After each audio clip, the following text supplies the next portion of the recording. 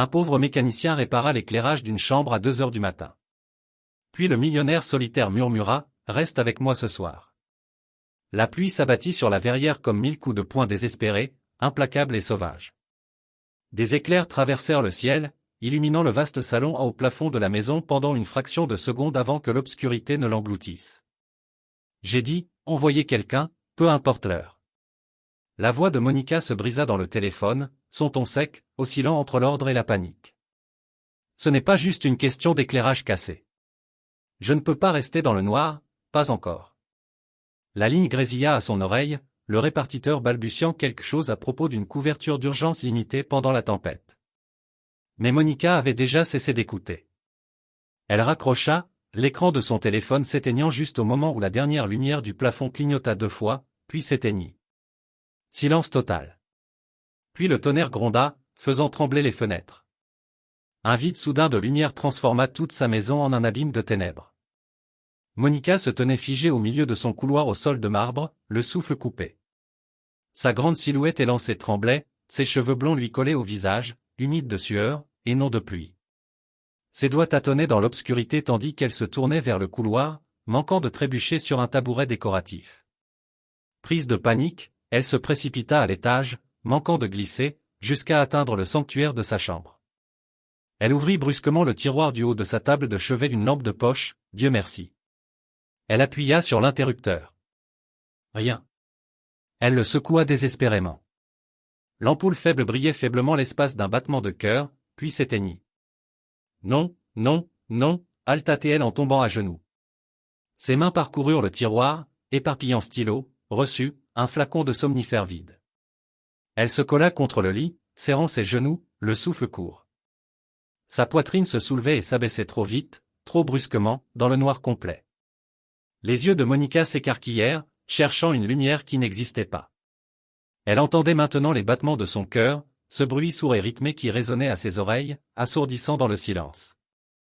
Mais en dessous, sous le tonnerre, un autre son s'éleva dans sa mémoire, le léger ruissellement d'eau dans un coin en béton, le grincement d'un vieil escalier au-dessus d'elle, le doux bruissement des rats dans l'obscurité. Cette horrible obscurité sans fin. 14 ans, poussée dans un sous-sol froid et humide par un homme dont elle n'avait jamais vu le visage. 3 jours, sans lumière, sans nourriture, sans issue. Le souvenir la serrait comme des mains glacées. Son corps se convulsa dans un sanglot silencieux tandis qu'elle se recroquevillait, ses ongles s'enfonçant dans ses bras. L'obscurité ne l'avait jamais quittée, pas vraiment. Elle pensait l'avoir surmontée. Des années de thérapie, de succès, de contrôle, d'argent. Mais plus rien de tout cela n'avait d'importance maintenant, car l'obscurité était de retour et connaissait son nom. Elle réussit à ramper jusqu'à son téléphone, les mains tremblant violemment. Son doigt trembla lorsqu'elle recomposa le numéro d'urgence. Cette fois, elle ne cria pas. Sa voix était un murmure, rauque et suppliante, « S'il vous plaît, envoyez quelqu'un, je paierai tout ce qu'il faudra, mais ne me laissez pas ici dans le noir. » Elle n'attendit pas de réponse. Elle raccrocha et laissa tomber le téléphone à côté d'elle. Ses yeux s'ajustèrent légèrement, mais tout ce qu'elle pouvait voir, c'étaient les contours des meubles, des formes sombres se profilant comme des fantômes. Elle se glissa dans son lit, tira les couvertures jusqu'à son menton comme un enfant se cachant des monstres, et fixa le vide, les yeux écarquillés. Au loin, la tempête faisait rage, mais à l'intérieur du manoir, c'était le silence. Et c'était pire, car dans le silence, le passé revenait. Chaque respiration était une bataille. Chaque seconde dans l'obscurité était une seconde de trop. Le froid l'enveloppait comme une seconde peau. Elle se mordit la lèvre, le sang lui emplissant la bouche. Mais au moins, cela la ressaisissait. Cela lui rappelait qu'elle était ici maintenant, pas dans ce sous-sol. Son esprit dériva vers la lumière. Elle gardait toujours dans un coin de sa chambre, celui sur lequel sa thérapeute lui avait dit qu'elle pouvait compter, ce seul réconfort, toujours, quoi qu'il arrive. Mais ce soir, il l'avait trahie. Elle jeta un coup d'œil vers la lampe, mais il n'y avait que l'obscurité. Monica resserra les couvertures, son corps tout entier tremblant de façon incontrôlable. Les ombres dansaient à chaque éclair extérieur. Ses lèvres remuaient silencieusement, récitant des fragments d'affirmation auxquels elle croyait à peine. Je suis en sécurité, je suis là, ce n'est pas, alors, ce n'est pas. Le craquement du plancher devant sa chambre la fit sursauter. L'espace d'un instant, sa respiration s'arrêta complètement. Mais il n'y avait personne, juste la maison, qui se calmait, respirant comme toujours. Elle enfouit son visage dans l'oreiller, étouffant le sanglot suivant. Quelque part au fond d'elle, la part d'elle qui avait toujours survécu, la part qui s'était frayé un chemin depuis ce sous-sol, avait construit un empire et fait craindre son nom au monde, lui hurlait de tenir bon juste un peu plus longtemps. Quelqu'un viendrait. Elle avait payé assez, elle avait supplié. Quelqu'un viendrait. S'il vous plaît, faites venir quelqu'un. Que la lumière soit. Que la lumière soit. Rick était assis au bord de son lit étroit, la lueur d'une veilleuse éclairant un enfant endormi, recroquevillé sous une couverture usée. La respiration de Lily était régulière mais superficielle, sa petite poitrine se soulevant et s'abaissant au rythme paisible du sommeil. Une légère toux s'échappa de ses lèvres et Rick grimaça. Il jeta un coup d'œil à l'horloge murale, 207. Son téléphone vibra, coupant le silence comme une sonnette d'alarme. Il le décrocha, les sourcils froncés en lisant l'avis d'urgence, réparation électrique urgente, salaire élevé, Beverly Hills, code postal. Il frotta ses yeux fatigués. Il avait déjà travaillé 12 heures, exercé 3 petits boulots et pourtant, il rentrait à la maison avec des factures qu'il ne pouvait pas payer et une opération qu'il ne pouvait pas se permettre. Le cœur de Lily n'allait pas se réparer tout seul. Il regarda sa fille dormir paisiblement malgré son faible rythme cardiaque. Rick se leva, attrapa sa trousse à outils et se glissa discrètement hors de portée. La pluie n'avait pas cessé de la nuit. Alors qu'il sortait, un mur d'eau l'attendait. Il remonta la capuche de son imperméable usé et courut jusqu'à son camion, les essuie-glaces luttant déjà contre le torrent. Les routes étaient glissantes, les phares ricochaient, les flaques d'eau ressemblaient à des scintillements fantomatiques. La ville ne paraissait jamais aussi solitaire qu'au milieu d'une tempête. 15 minutes plus tard, il s'arrêta devant le portail d'une immense demeure, presque invisible derrière un mur de haies et une clôture en fer. Personne ne vint l'accueillir. Il vérifia à nouveau l'adresse, puis remonta l'allée privée. Devant la porte d'entrée, l'eau de pluie dégoulinait déjà de ses manches. Il tendit la main pour frapper, mais avant qu'il ne puisse le faire, la porte s'ouvrit en grinçant. Monica se tenait derrière, pieds nus, sa robe de soie collant à sa silhouette élancée. Ses cheveux blonds étaient humides aux pointes. Son visage, des yeux pâles, écarquillés et vitreux. Ses doigts tremblaient en essayant de tourner complètement la poignée de porte antique. Elle ne dit rien. Ses lèvres s'entr'ouvrirent comme si elle voulait parler, mais aucun son ne sortit. Rick, la voyant lutter, passa doucement la main derrière elle et termina d'ouvrir la porte. Elle tressaillit légèrement, mais ne recula pas. Leurs regards se croisèrent. Rick avait déjà vu le froid. Il avait vu la peur. Mais là, c'était autre chose. C'était une femme qui essayait de ne pas se briser en morceaux. Il hocha légèrement la tête, juste assez pour dire qu'il comprenait, sans rien demander. Puis il entra. Elle ne le guida pas. Elle se retourna simplement et il la suivit dans le couloir sombre du manoir. Pas de lumière, juste des ombres. Ses pieds nus touchèrent doucement le sol en marbre. Rick retira ses chaussures sur le seuil sans qu'on le lui demande. Ils atteignirent sa chambre, un espace caverneux avec des plafonds cathédrales, des meubles design et une unique lampe cassée posée de travers sur la table de chevet. Il posa son sac et en sortit une petite trousse à outils. Monica se tenait près du lit, l'observant comme un fantôme observant les vivants.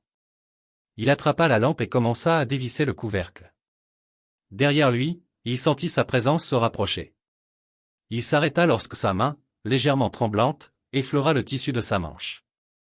Il tourna légèrement la tête, juste assez pour croiser son regard. Je suis désolé, balbutia-t-elle d'une voix à peine audible. Je ne peux pas rester seul dans le noir. Rick lui adressa le plus petit et le plus chaleureux des sourires. Ça va, je suis là. Tu n'as pas à avoir peur. L'instant s'éternisa. Puis il posa doucement une main rassurante sur la sienne et la guida vers le lit. Il l'aida à s'asseoir, prudemment, lentement, jamais de force, jamais de violence. De la poche de sa veste, il sortit une petite lampe torche LED. Il l'alluma et la posa près de son oreiller. Sa douce lueur illumina son visage d'une douce lumière dorée et réconfortante. « Garde ça à tes côtés, dit-il doucement, je vais vite réparer ça. » Monica serra la lampe torche comme une bouée de sauvetage. Ses doigts s'y enroulèrent fermement, ses jointures blanchirent, ses lèvres tremblèrent, mais elle hocha la tête. « N'a pas dit, je suis désolé. Il n'a pas dit « c'est affreux ». Il n'a pas dit « tu es si fort ». Il s'est simplement penché en avant, a doucement pris la tasse de thé intacte sur sa table de nuit, maintenant froide, et s'est dirigé tranquillement vers sa kitchenette, dans un coin de la suite. Il est revenu une minute plus tard avec une tasse fraîche fumante, un parfum de camomille emplissant l'espace. Il l'a posée à côté d'elle avec précaution et a dit « celle-ci est chaude ». Ce fut tout. Monica a regardé la tasse, puis lui, et quelque chose en elle se brisa, non pas de douleur, mais de reconnaissance silencieuse. Cet homme, ce mécanicien qui était entré dans son obscurité à 2 heures du matin, n'avait pas essayé de la réparer. Il s'était simplement assis avec elle dans le noir. Cela, réalisa-t-elle, était quelque chose que personne n'avait jamais fait. Elle tendit la main vers le thé, les 2 mains berçant la chaleur comme une chose fragile. « Merci », murmura-t-elle. Rick lui fit un signe de tête. Rien de plus. Mais dans ce signe, Monica sentit quelque chose changer, pas dans la pièce, en elle-même. Rick jeta un dernier coup d'œil à la lampe maintenant fixe. La pluie s'était transformée en une légère bruine. Dehors, le tonnerre s'éloigna. L'orage avait disparu, mais dans la chambre de Monica, l'air demeurait calme, délicat, incertain. Il se leva lentement, rassemblant sa trousse à outils avec une précision silencieuse, veillant à ne pas perturber le calme fragile qui s'était installé entre eux. « Je devrais sortir », dit-il doucement, à voix basse pour ne pas paraître intrusif. Les yeux de Monica le suivirent tandis qu'il se dirigeait vers la porte. Puis, juste au moment où il tendait la main vers la poignée, elle parla, faiblement mais distinctement, chaque mot tremblant comme un souffle, « Tu peux rester encore un peu. » Rick s'arrêta. Il se retourna lentement, la main toujours posée sur l'encadrement de la porte. Ses yeux étaient écarquillés, ni autoritaires, ni réservés, mais suppliants, sincères. Il ne s'agissait pas de la peur d'être seule, mais de ne pas vouloir retourner dans cet espace. Elle venait d'échapper à celui qui, au plus profond d'elle, était resté silencieux si longtemps. Il hocha la tête une fois, sans hésitation. Bien sûr. Elle expira un souffle qu'elle avait retenu sans s'en rendre compte. Monica ne dit rien d'autre. Elle se retourna simplement vers le lit et se rassit, les mains enroulées autour du thé chaud qu'il lui avait apporté. Rick rapprocha un peu le fauteuil et s'assit en face d'elle. Aucun d'eux ne parla. Le seul bruit était celui de la pluie qui glissait le long des hautes fenêtres, le bruissement occasionnel du vent dans les arbres. La lueur dorée de la lampe de chevet teintait leur visage d'ambre. Monica paraissait plus petite sous la douce lumière, les rides autour de ses yeux moins marquées, ses épaules moins protégées. Elle n'était plus la millionnaire recluse, ni la femme au mur et au sourire crispé. Elle était juste Monica et Rick. Il n'était pas mécanicien à cet instant. Ce n'était pas un homme enseveli sous les factures impayées, ni un père désespéré de sauver son enfant. C'était simplement quelqu'un qui restait quand on le lui demandait. Monica sirota lentement son thé. Son regard, alourdi par des jours d'agitation, commença à dériver. Son corps, enfin, chaud et en sécurité, s'abandonnait à quelque chose qu'elle avait oublié depuis longtemps, la paix. Sans un mot, elle s'allongea, la joue appuyée contre l'oreiller. La lampe torche qu'il lui avait donnée était toujours dans sa main, mais son étreinte s'était relâchée. En quelques minutes, sa respiration s'approfondit, un sommeil régulier et rythmé, ni médicamenté, ni forcé, ni volé par l'épuisement, un vrai sommeil réparateur. Rick resta assis un moment encore, juste pour être sûr. Puis, d'un geste lent et délibéré, il se releva. Il marcha silencieusement jusqu'au bord du lit et tira la couverture sur elle. Elle ne bougea pas. Il la regarda, cette femme qui lui avait confié son moment le plus douloureux, et sentit quelque chose d'inhabituel remuer dans sa poitrine. Ni pitié, ni curiosité, quelque chose de plus proche du respect. Il fouilla dans son sac, en sortit un petit bloc-notes et déchira soigneusement une page. Il griffonna une ligne, puis la posa délicatement sur la table de nuit à côté d'elle. Il ne s'attarda pas. Il sortit dans la nuit. La pluie n'était plus qu'un murmure contre les arbres. À l'intérieur, Monica remua légèrement dans son sommeil. Sa main se tendit, effleurant instinctivement le papier. Elle cligna lentement des yeux, juste assez pour voir les mots écrits d'une écriture nette et directe, « Ta lumière est réparée, mais si jamais elle vacille à nouveau, je reviendrai. » Ses doigts se refermèrent sur le mot. Elle le serra contre sa poitrine, les yeux refermés, un sourire discret esquissant ses lèvres et, pour la première fois depuis des années, elle s'autorisa à dormir toute la nuit, non pas parce que la lumière était allumée, mais parce que quelqu'un avait promis de revenir si jamais elle s'éteignait. La pluie recommença 3 nuits plus tard, moins violente que la dernière tempête, mais suffisamment régulière pour raviver les souvenirs et le silence. Rick nettoyait les gouttières derrière son appartement de location lorsque son téléphone sonna. L'écran s'illumina d'un numéro qu'il reconnaissait mais qu'il ne s'attendait pas à revoir. « Monica », répondit-il en s'essuyant les mains sur son jean. Il y eut un silence au bout de la ligne, puis sa voix, douce, hésitante mais claire, « Bonjour, désolé de vous déranger encore. Je crois qu'une autre lumière fait des siennes, celle de la cuisine. » Rick hésita un instant. « Je peux passer dans 1 heure. » À son arrivée, la pluie avait déjà commencé à claquer doucement sur les feuilles entourant la propriété clôturée. La maison avait la même apparence, mais quelque chose de différent, de plus chaleureux.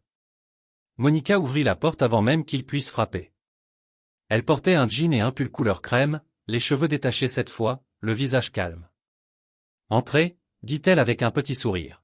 « Et vous n'avez pas besoin d'enlever vos chaussures cette fois. » Rick lui rendit son sourire. Entrant dans le hall, elle le conduisit à la cuisine. La lumière au-dessus de l'îlot brillait parfaitement. Il leva les yeux puis se tourna vers elle. « Ça marche bien. » Monica remua légèrement puis haussa les épaules d'un air penaud. « Je sais, j'avais juste besoin de compagnie. » Rick posa son sac sur le comptoir et se laissa aller en arrière avec désinvolture. « Eh bien, » il dit, « c'est probablement le plus gentil faux appel de réparation que j'ai jamais reçu. » Elle rit doucement, mais c'était un rire. Le bruit la surprit même. Ils entrèrent dans le salon. Monica apporta 2 tasses de thé et les posa sur la table basse en verre entre eux. « J'ai essayé de cuisiner, » dit-elle en désignant la salle à manger d'un signe de tête. « Ce n'est pas raffiné, juste des pâtes. J'ai regardé une vidéo YouTube. Ça promettait d'être à toute épreuve. Tu te débrouilles déjà mieux que moi. » Répondit Rick. La dernière fois que j'ai essayé une recette sur YouTube, l'alarme incendie s'est déclenchée. Ils mangèrent ensemble à la longue table à manger. La pièce était maintenant faiblement éclairée par des spots encastrés et le doux scintillement de la pluie à l'extérieur des fenêtres. Les pâtes étaient légèrement trop cuites, mais Rick ne dit rien. Il lui demanda plutôt des nouvelles de sa maison, de ses livres préférés, si elle avait toujours vécu seule. Monica répondit par bribes, fragments d'une vie construite sur la distance et le silence, maintenant lentement. Redécouverte. Elle a admis pour la première fois qu'elle n'avait pas dormi la lumière éteinte depuis près de 20 ans. Rick lui a parlé de Lily. Certaines nuits, a-t-il dit, la voix légèrement rauque. Elle me regarde et demande, « Papa, est-ce que je vais mourir ?» Je ne sais pas quoi dire. C'est honnête, mais ça ne l'effraiera pas davantage. Monica a posé sa fourchette, les yeux rivés sur les siens. « Je suis désolée, a-t-elle dit, mais cette fois, ce n'était pas par pitié, c'était par compréhension. » Ils sont retournés au salon après le dîner. Monica leur a servi un verre de vin à tous les deux. Rick a sorti son téléphone et a parcouru une playlist. De douces notes de piano ont commencé à jouer sur l'enceinte Bluetooth nichée dans un coin de la pièce. Monica a incliné la tête, les yeux fermés un instant. « J'avais l'habitude de jouer ça, » a-t-elle murmuré avant que tout ne s'éteigne. Rick l'a alors regardé. Pas le genre de regard qui en demandait plus, mais le genre qui disait simplement, « Je t'entends. » Elle s'est tournée vers lui. Complètement. « Tu sais, » a-t-elle dit. Presque pour elle-même, tout le monde pense que je suis froide, intouchable, même ceux que j'ai laissés s'approcher. Mais la vérité, c'est que j'en ai juste assez de blesser les gens ou d'être blessé. La réponse de Rick fut douce. Parfois, être seul est plus rassurante que d'espérer que quelqu'un reste. Elle baissa les yeux puis sourit. Pas un masque cette fois, mais un vrai, timide et sans défense. Je ne veux pas être seule ce soir, dit-elle. Mais pas comme les gens l'entendent habituellement. Rick se pencha en arrière, le regard fixe. J'ai compris, dit-il. Je ne suis pas là pour te guérir, Monica. Elle hocha la tête. Tant mieux, parce que je ne suis pas brisé. Je cherche juste à revivre.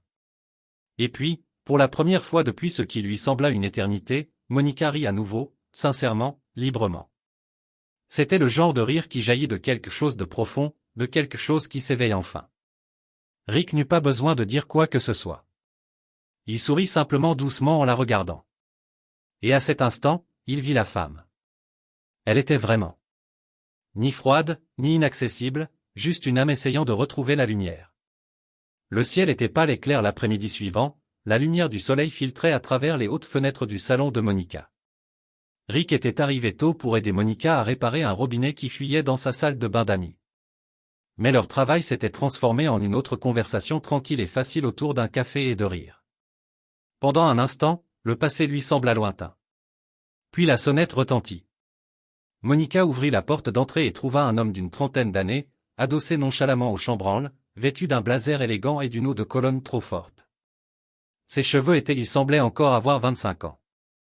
Travis, dit-elle, son sourire se figeant aussitôt. Cousine Monica, dit-il avec une joie forcée. Tu as l'air bien isolée ici. Elle ne répondit pas instinctivement, son corps se décala pour lui cacher l'intérieur, mais c'était trop tard.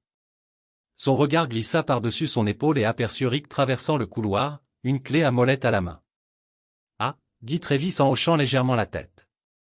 Alors, c'est l'homme à tout faire dont j'ai entendu parler. Un peu plus jeune que je ne le pensais. La mâchoire de Monica se crispa. Il est là pour aider avec le robinet.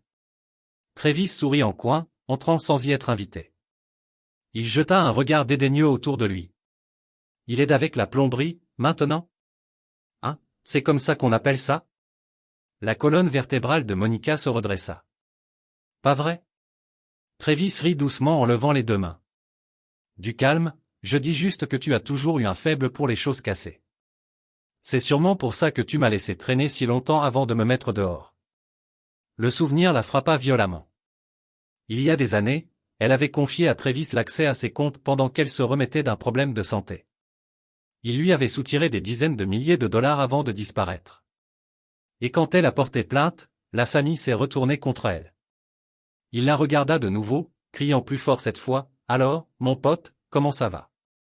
Ça doit être agréable de faire des visites à domicile dans des quartiers comme celui-ci. » Rick apparut dans l'embrasure de la cuisine, les sourcils légèrement haussés. Il ne répondit pas à Travis. Il regarda Monica, lisant tranquillement le changement dans son énergie. « Je finirai l'évier la prochaine fois, » dit-il calmement, rangeant déjà la clé à molette dans son sac. « Ne t'inquiète pas, » Monica ne l'arrêta pas. Elle ne pouvait pas parler, ne pouvait expliquer la honte soudaine qui la rongeait. Rick lui offrit un petit sourire, « Ça va, peut-être la prochaine fois. » Puis il disparut. La porte se referma derrière lui avec un léger clic, mais cela résonna comme une porte claquée dans sa poitrine. Travis haussa les épaules et se tourna vers le bar à alcool. Toujours en train de boire ses trucs chers. Content de voir que tu n'as pas changé. Mais Monica n'écoutait plus. Elle fixait la porte fermée, le souffle court. Les paroles de sa cousine n'avaient pas été acerbes, mais elles avaient suffi. Elle lui rappelait qu'elle n'était pas quelqu'un. On défendait ça, même quand quelqu'un. Comme si Rick avait failli le faire. Un mauvais moment, une supposition inconsidérée pouvait tout bouleverser. Car dans son monde, les gens prenaient, mentaient, blessaient, même ceux qu'elle avait aimés. Elle passa devant Travis sans un mot et monta l'escalier jusqu'à sa chambre. À l'intérieur, la pièce semblait plus froide sans la présence de Rick. La petite lampe torche qu'il lui avait offerte était toujours sur la table de chevet. Elle la prit et l'alluma, laissant son doux faisceau percer les ombres du début de soirée. C'était la première fois qu'elle souhaitait que quelqu'un reste et lui demandait quand même de partir. Elle était allongée.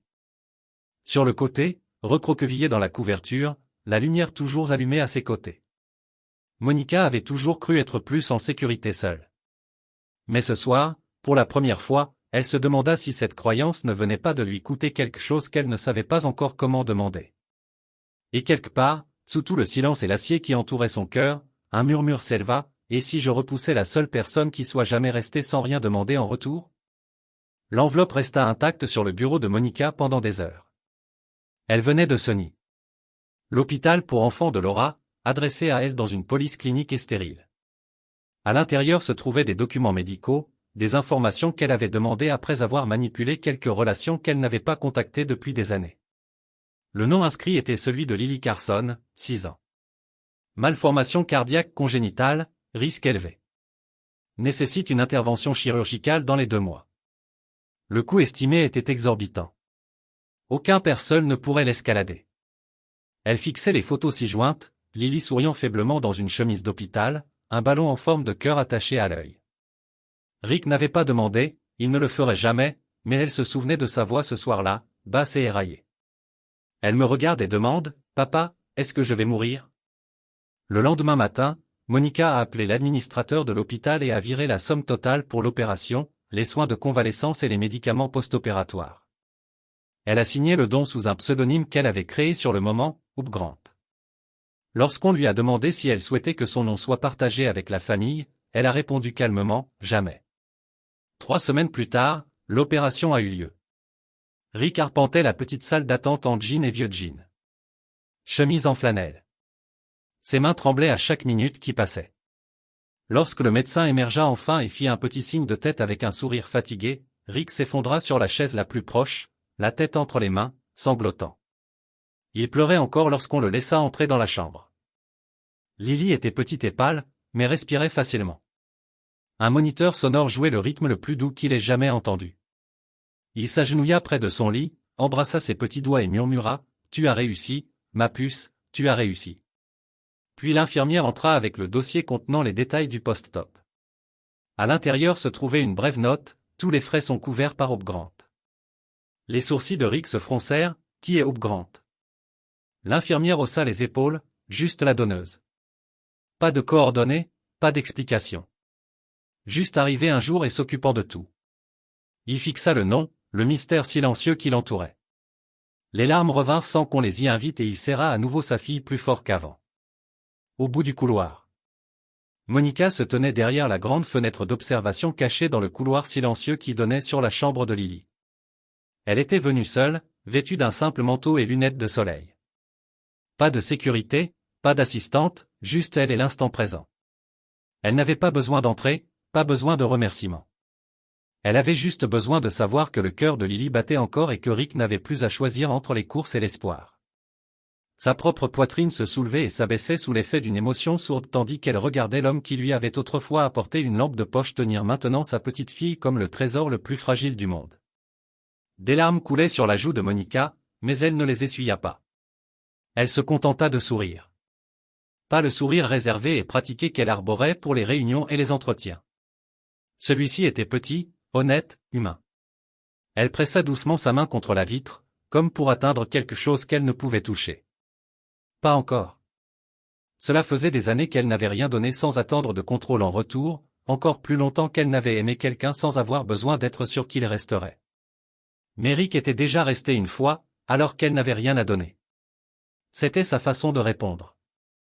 Elle resta à la fenêtre jusqu'à ce que le soleil commence à se lever derrière les collines, projetant une lumière dorée dans la pièce. La chambre où Lily dormait en sécurité. Puis, sans un mot, elle se retourna et s'éloigna. La lettre arriva dans une simple enveloppe blanche, pas d'adresse de retour, juste son nom écrit d'une main simple et nette. Monica l'ouvrit sur le comptoir de la cuisine, la lumière du matin transformant tout en or. Le cœur de ma fille bat parce que quelqu'un a cru que je valais la peine d'être sauvé.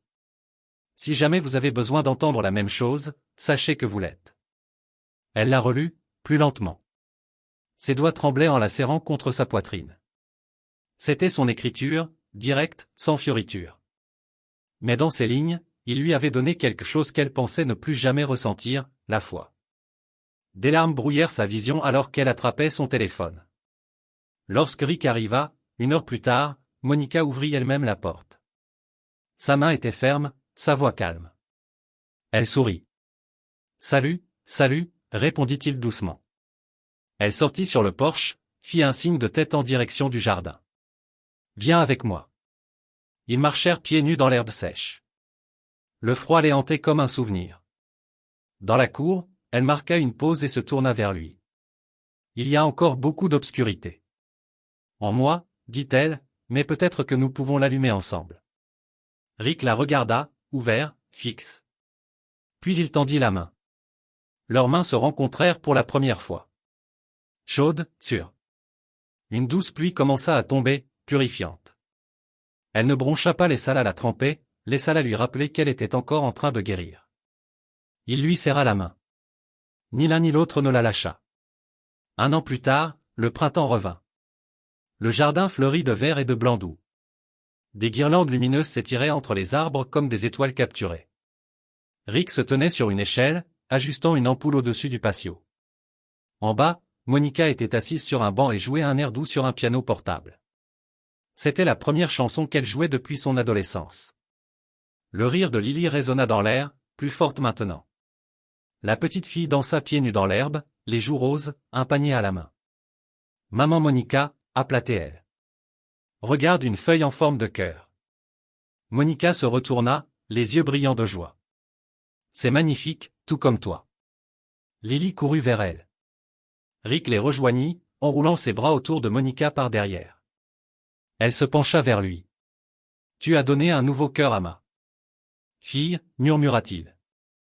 Et tu m'en as donné un aussi. Monica regarda Lily qui tournoyait encore dans l'herbe, puis Rick. J'ai perdu une fille et, d'une manière ou d'une autre, la vie m'a donné une nouvelle chance. Elle ouvrit les bras. Lily courut vers eux sans hésiter. Je t'aime, maman Monica, murmura la petite fille. Monica s'arrêta et, pour la première fois, elle pleura, non pas de douleur, mais de joie. Elle serra Lily contre elle. Rick s'agenouilla près d'eux, les enlaçant tous les deux. Ils étaient ensemble, pas brisés, pas seuls. Ensemble, de la manière la plus silencieuse et la plus inattendue. Le soir venu, la pluie revint, douce et argentée. Tous trois s'assirent sur un long banc sous des lumières scintillantes.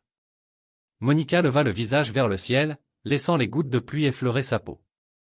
Aucune peur, juste de la chaleur. Lily posa sa tête sur l'épaule de Monica. Rick prit la main de Monica, silencieux et ferme. Aucun mot n'était nécessaire. La lumière autour d'eux a tout dit, et alors que la caméra recula devant le jardin, la corde lumineuse, le rire doux et la pluie, la voix de Monica se leva doucement. Il est venu pour réparer une lumière, mais ce qu'il a allumé était mon monde entier. Parfois, la plus petite lumière peut percer dans l'obscurité la plus profonde, et parfois un étranger entrant dans votre vie à 2 heures du matin sous la pluie n'est pas seulement un mécanicien, mais un rappel que l'amour, la guérison et les secondes chances sont toujours possibles.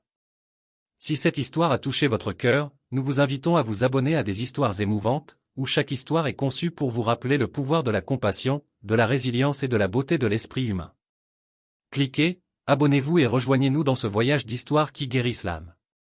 Jusqu'à la prochaine fois, gardez votre lumière et n'arrêtez jamais de croire.